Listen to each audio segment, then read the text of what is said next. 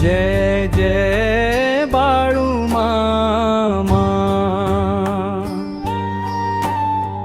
भक्तांच्या हाकेला धावून या मामा. संकटे दूर करा, सुख समृद्धी द्या, तुमच्या चरणी आमचा सदैव नमस्कार.